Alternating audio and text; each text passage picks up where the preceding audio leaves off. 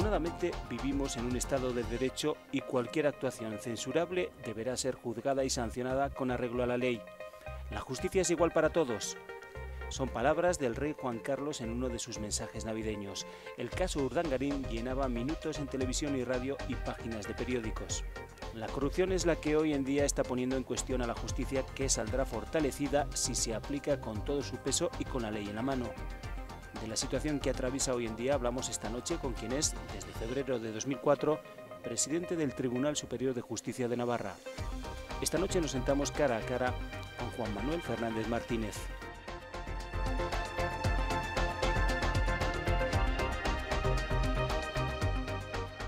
Don Juan Manuel, muy buenas noches. Hola, buenas noches. Gracias por estar con nosotros. Encantado. ¿Es la justicia igual para todos los ciudadanos en este país hoy por hoy? Sin ninguna duda. ¿Y quien duda, qué le decimos? Así de rotundo. Que existan dudas sobre este particular entra dentro de la lógica, las especulaciones sobre si en este caso el rigor de la pena fue o no el debido y cuestiones similares, forma parte del debate social y así debe ser. Con lo cual yo comprendo que la gente o algunos ciudadanos tengan dudas en algunos casos. Pero conociendo la justicia desde dentro, con los años de experiencia acumulados, es una afirmación que hago pues, con pleno conocimiento de causa.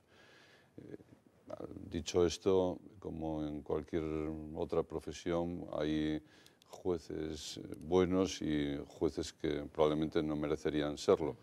Pero, desde luego, en la mayoría de los casos, o en la práctica totalidad de los casos, la ley se cumple de una manera objetiva e imparcial. Cuestión distinta es que se acierte o no se acierte. La justicia es humana y, por lo tanto, está sujeta pues, a la posibilidad de errores. Pero no tenga ninguna duda que esos errores se cometen con independencia de que favorezcan o no a determinadas personas.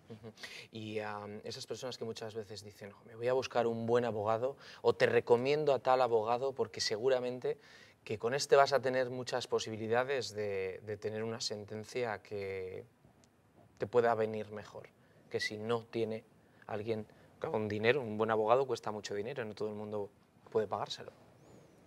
Un buen abogado, como ocurre en todos los ámbitos, y en el de la justicia en este caso, un buen abogado influye en el resultado final del proceso. Esto es una obviedad.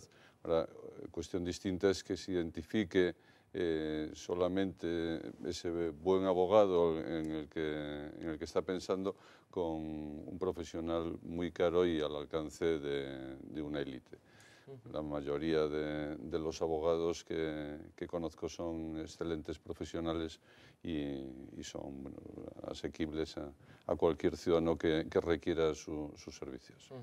Y el jurado popular, porque también en la calle, igual que se recomiendan buenos abogados, ahora hay mucha gente que dice, pues no sé si quiero yo que me toque un juicio con jurado popular. No lo tengo yo tan claro.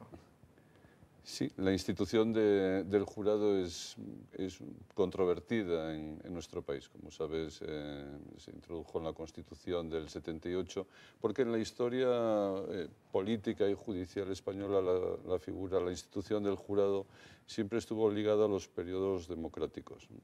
Y entonces, después de los años de dictadura, se consideró que era necesaria la implantación de nuevo del jurado. Pero lo cierto es que los ciudadanos no han acabado de sentirse cómodos en este papel del jurado. Ahora, cuando se habla de esta institución, yo siempre traigo a colación lo que ocurre en otros países, en particular en los anglosajones, donde este debate para ellos sería carente de lógica, ¿no? El jurado forma parte de su esquema social, de su forma de resolver los problemas. Sí, que no lo entienden sin él. No entienden sin él, con lo cual La institución no es, como ocurre con tantas cuestiones o instituciones en el ámbito jurídico y judicial, no todas son universalmente válidas, dependen de un contexto determinado político, social, cultural. Pero bueno, a pesar de eso, el jurado, soy consciente que no tiene buena fama, pero puedo asegurar que un buen número, o la mayoría de los casos, se resuelven de una manera racional, de una manera lógica y en un sentido que sería plenamente coincidente con el que hubieran tenido de haber sido juzgados exclusivamente por jueces profesionales. Veremos un cambio, como dice usted, en el jurado, porque decimos jurado popular y no es jurado popular, es jurado. ¿Veremos un cambio en esta forma de juicio? Creo que con lo de jurado popular se quiere acentuar que es puro, ¿no? Responde, hay otros sistemas mixtos donde hay una mezcla de profesionales y ciudadanos que son legos en derecho. El nuestro, como sabe, son personas legas en derecho. Bueno, se anuncian cambios desde la aprobación de la ley. Y al igual que ocurre con respecto a otras cuestiones penales, como la ley de enjuiciamiento criminal, se vienen anunciando cambios. No sé si se concretarán o no, pero efectivamente hay algunos cambios anunciados, tanto en la composición como respecto de qué tipo de delitos va a conocer ese futuro jurado. Don Juan Manuel, el Poder Legislativo está tocado, el Poder Ejecutivo está tocado. Y el Poder Judicial, muchos ciudadanos miran hacia el Poder Judicial en estos momentos de crisis económica, en estos momentos de corrupción en este país. Muchos ciudadanos miran con la esperanza de que sea el poder que quede sin tocar. ¿Cómo lo ve usted, que forma parte? Yo creo que esa mirada al juez como garante último de los derechos y libertades es una constante a lo largo de la historia. Y no hablo ni siquiera de los últimos tiempos, es algo que se remonta muy atrás, ¿no? La existencia de un poder judicial independiente, imparcial, forma parte de la exigencia de los hombres y de los pueblos para garantizar los derechos y las libertades. Con lo cual, yo creo que esto no es algo novedoso. No es algo tampoco novedoso que la proliferación de casos que tienen que ver con la corrupción o con un abuso desviado del poder. Esto ha pasado incluso en la historia reciente de España. Lo que sí probablemente tenga un carácter más novedoso es todo el contexto en el que se está produciendo esta situación, ¿no? Estamos en un momento de una crisis institucional muy importante, un desmoronamiento casi cabría hablar, que está afectando a los dos poderes políticos esenciales en todo Estado, ¿no? Como es el poder ejecutivo y el poder legislativo, ¿no? En España, este fenómeno que es general ahora en Europa, no exclusivo de España, pero en España se está dando con especial virulencia y afecta incluso, está afectando a la monarquía, ¿no? Una institución que siempre ha gozado de una valoración muy buena por parte de la ciudadanía, ¿no? Bien, en este contexto, y dado que muchos asuntos de la vida pública y económica están residenciados en los tribunales, es lógico que la gente vuelva la mirada hacia nosotros, a ver qué es lo que sucede, ¿no? Y en la esperanza que los jueces que van a resolver esos casos pues sepamos estar a la altura de las circunstancias y cumplir con el papel que la Constitución nos tiene asignado. Para tener una buena justicia en este país, ¿hacen falta más medios que los que tienen ahora? ¿Realmente la crisis económica está también pues, azotando de alguna forma al Poder Judicial en España? Para tener una buena justicia, lo primero que hace falta es tener buenos jueces. El capital humano, una vez más, ¿no? Sí, sin ninguna duda. Y esto afortunadamente lo tenemos. Tenemos, como decía antes, sin perjuicio que como en todas las profesiones, pues hay de todo. Yo afirmo que la gran mayoría de jueces españoles son gente comprometida con la labor que hacen. Hay un rasgo vocacional en la labor de juez, como en todas las profesiones, dicho sea de paso. Pero digamos que este rasgo en la profesión de juez está especialmente marcado, significado, ¿no? Excelentemente preparados, el periodo de aprendizaje y de formación antes de acceder a la carrera judicial es largo, es difícil y por lo tanto, como digo, este primer factor que es esencial lo tenemos. Es verdad que tenemos carencias tecnológicas muy importantes, que yo las suelo calificar como dramáticas. No se entiende que en estos momentos los juzgados españoles no podamos trabajar en red. Hay 7 sistemas informáticos diferentes en España y que además son incompatibles entre sí. No es posible la tramitación íntegra telemática del procedimiento. La organización no responde a las necesidades actuales. En fin, hay numerosísimas carencias. Y se pierde muchísimo tiempo y muchísimas oportunidades, supongo, sí, ¿no?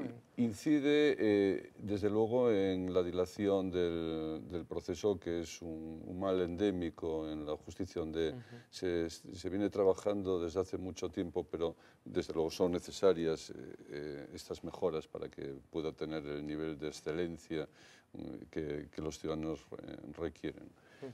Y, en fin, pero a pesar de estas carencias, la justicia española en general, y desde luego lo puedo afirmar con orgullo de mis compañeros, los jueces navarros, creo que realizan su trabajo de una manera más que satisfactoria. Y luego hablamos del capital humano, pero hablamos también de una situación que se ha vivido recientemente, en los últimos días, la presencia también en algunos momentos de jueces estrella, que acaparan los flashes, que acaparan las fotografías en prensa, las imágenes en la tele, etc. Este tira y afloja que hemos vivido recientemente entre 2 jueces relacionados con el caso Bárcenas, el juez Ruz y Gómez Bermúdez, ¿eso afecta de alguna forma también a la imagen de la justicia? Por partes. Vamos, por Estas partes. ganas de quedarse con el caso.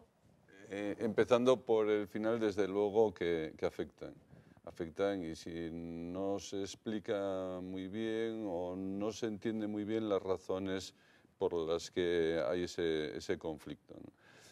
Pero antes de nada, yendo al principio de la pregunta, el concepto de juez estrella tampoco es nuevo. Empieza ya hace... Se nos vienen a la cabeza unos cuantos. Se nos viene, sí, que se remontan pues 15, 20 años atrás, cuando, bueno, pues también en la Audiencia Nacional, y donde hay que tener en cuenta que determinados casos tienen una importancia tremenda, que pueden afectar a la estabilidad del gobierno, pueden afectar a relaciones internacionales, como pues, ocurría con el caso Garzón y Pinochet. Son asuntos donde la atracción hacia ellos es inevitable. El juez en esos momentos, el juez es depositario siempre de un enorme poder, tanto desde luego en las cosas cotidianas. El juez dispone de un momento dado de la libertad de las personas, toma decisiones que afectan al patrimonio, es un poder desde luego importante, pero en estos casos ese poder se visualiza de una manera más nítida. ¿Cómo se responde ante esos focos? ¿Cuál es la actitud del juez ante esa atención? Varía. Hay jueces que son muy discretos y que la gente no los conoce, ni les pone cara. Y otros que, sin embargo, pues, digamos, están en el conocimiento público. Los conflictos de competencia, cuestiones de competencia en el lenguaje procesal es algo común, y de hecho está contemplado en la ley y no responden necesariamente a estas cuestiones personales de vanidad, de ganas de protagonismo, no. Puede responder a cuestiones que la realidad plantea y donde surge esa discrepancia acerca de quién ha de llevarse un asunto o no. El problema, y cuando la gente bueno, pues tiene motivos para pensar que detrás de esas cuestiones estrictamente técnicas o jurídicas hay otras detrás, es cuando se puede alimentar de alguna manera ese debate.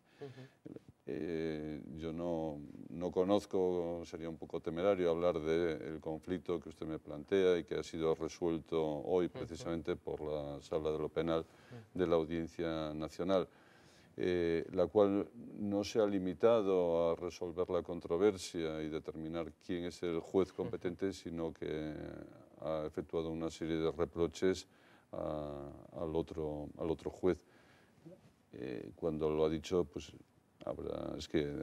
habrá visto o habrá considerado que hay razones para ello, pero yo no lo sé. De nuevo en los juzgados navarros, en los juzgados de Pamplona, un caso que está acaparando ya las portadas de los periódicos nacionales y de los informativos de las televisiones nacionales, como es el caso Caja Navarra.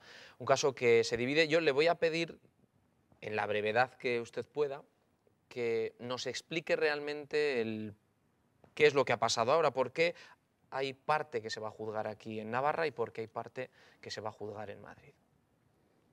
Hay una parte que se está investigando en la Audiencia Nacional, que es lo que tiene que ver con el proceso de banca cívica, y en ese sentido se considera que lo que se estaba investigando aquí es conveniente remitirlo a Madrid, porque no tiene sentido que sobre un mismo asunto se estén llevando dos investigaciones diferentes que, además de que podría causar un entorpecimiento en las respectivas instrucciones, podría dar lugar a resultados no coincidentes. Entonces, es de toda lógica que esto se haya hecho así. Pero hay otra parte, y esto es lo que la juez ha expresado en el auto en el que responde a ese requerimiento de inhibición formulado por la Audiencia Nacional, en el que se dice por la juez de instrucción que eso no tiene nada que ver con esos hechos que se están investigando, que tienen una sustantividad, una autonomía propia y que pueden y deben ser juzgados aquí, ya que Pamplona o Navarra es el lugar donde presuntamente se podrían haber cometido estos delitos. De ahí que decidiera que parte de la investigación se remitiera al Juzgado Central de Instrucción de la Audiencia Nacional y la otra, que es la que afecta al cobro de dietas y las cuestiones relacionadas con este aspecto, que la investigación continúe aquí. Habrá que ver el devenir procesal, si esto es aceptado por el juzgado requirente de inhibición o no, y, en fin, pero digamos, y en relación a la cuestión que usted me pregunta, grosso modo, estos son los términos del debate. La juez encima de la mesa dejó en el auto que iba a investigar si se había producido cohecho. ¿El cohecho en este caso concretamente qué sería? No lo sé, las cuestiones que ya más concretas y el porqué de esas calificaciones responden, claro, a una valoración de los indicios, de la documentación que la juez tiene. Yo señalaba recientemente que leí la resolución y desde luego es motivada, está argumentada. En fin, ahora, si la realidad de esa calificación, que además no olvidemos tiene un carácter provisional. Es un momento inicial de la investigación que se irá perfilando a medida que la cuestión avance. En cualquier caso, el cohecho supone recibir una suma de dinero o algún tipo de regalo, de presente, que excede notoriamente de lo que pueden ser atenciones, por algo que uno debe hacer. Si va asociado además a una conducta injusta, cuando uno hace algo que sabe que no debe hacer u omite algo que debería hacer, estamos además en presencia de otro delito. Normalmente pues puede ir unido a la prevaricación. Con lo cual, si se plantea la existencia de un cohecho es porque alguien ha recibido una cantidad de dinero de una manera ilegítima por el ejercicio, por el desempeño de su función. Y en este caso vemos también de alguna forma un juicio social o un juicio paralelo, algo de lo que también los jueces muchas veces se han quejado, ¿no? De que en la calle, bueno, pues los medios de comunicación sobre todo ponen encima de la mesa a través de filtraciones unas veces, otras veces con información más que fiable, un juicio paralelo, algo que está ocurriendo también ahora. No, no, No. perdone, permítame que discrepe. No, yo no estoy, yo desde luego sí aborrezco a los jueces, los juicios paralelos, desde luego son denostables. Esto es algo que no tiene, yo creo que no tiene mayor discusión porque afecta a derechos fundamentales de la persona, afecta muy particularmente a la presunción de inocencia. Es decir, no es que afecte a la labor de los jueces, no, hablamos de lesiones graves de derechos fundamentales y esto es una cuestión muy seria, ¿no? Pero esto no coincide, no se puede asimilar con el debate público, el debate social. Esto es absolutamente legítimo. Que la gente comente, que la gente hable, que la gente tenga sus criterios, sus opiniones sobre los hechos que se están investigando, esto forma parte del debate y los medios de comunicación ayudan a formar una opinión pública. La existencia de la opinión pública es la divisa esencial de las democracias. Y no hay opinión pública sin medios de comunicación que informen acerca de los hechos. El juicio paralelo es otra cuestión, es cuando se pretende manipular esa opinión, sustrayendo el análisis, el enjuiciamiento de los hechos de su lugar, de su único lugar, que son los juzgados, y llevarlo a platós pues, de televisión o a lugares con el objeto de una escenificación que persigue un fin espurio, que nada que ver con la justicia, sobre pretexto de sí que se está investigando la verdad de una manera más libre. Pero no solamente no es así, sino que se están vulnerando garantías esenciales en el procedimiento. Pero insisto, debate público es absolutamente necesario, que haya una información en los medios de comunicación es imprescindible y también ahí los tribunales tenemos ciertos deberes. De ahí la gran importancia que han adquirido los gabinetes de comunicación a la hora de facilitar información sobre estos casos, siempre y cuando, claro está, se salvaguarden ciertos aspectos. Durante el curso de la investigación no se pueden revelar datos que son esenciales en su desarrollo. Pero estará conmigo que, por ejemplo, la Calle ya ha sentenciado a Urdangarín y el juez todavía no. No hay nada en ello de, bueno, pues y en Navarra prácticamente también, me atrevería a decir que ocurre lo mismo. Bueno, lo que yo percibo en ambos casos es que se enmarca en ese contexto al que aludíamos al principio de la entrevista, ¿no? Donde en un momento de una enorme crisis económica, pero también de valores, hay comportamientos que no se entienden. Ahora, esos juicios sociales a los que se está refiriendo no van a impedir que el desarrollo del proceso sea el que tiene que ser, es decir, no lo van a condicionar. Puedo afirmar, y también antes lo decía, cuando hablaba de que en España la justicia es independiente, si el resultado del proceso, de la investigación, es diferente a ese sentir general, no dude que los jueces dirán lo que tengan que decir, con independencia de que eso goce de mayor o menor aceptación pública. En definitiva, tanto el señor Urdangarín como los responsables en los diferentes procesos que en estos momentos están siendo investigados en España y en Navarra pueden tener la absoluta tranquilidad que tanto la instrucción como el enjuiciamiento será llevado a cabo por jueces independientes e imparciales. ¿Cree usted que una sentencia ejemplar sería que Urdangarín entrara en la cárcel? Es decir, ¿la Calle entenderá que haya una sentencia en la que esta persona no pague por lo que supuestamente ha hecho? Yo en lo que creo es en las funciones que cumple la ley y la ley penal en particular. Y ese es el sentido que tiene la norma y a qué responde. la ley se enmarca en ese concepto de derecho como categoría superior y las finalidades de la misma. Y entre estas finalidades está, por un lado, la punitiva, la de dar una respuesta a una conducta que ha sido contraria a la ley, y está lo que en el derecho penal se conoce como prevención general.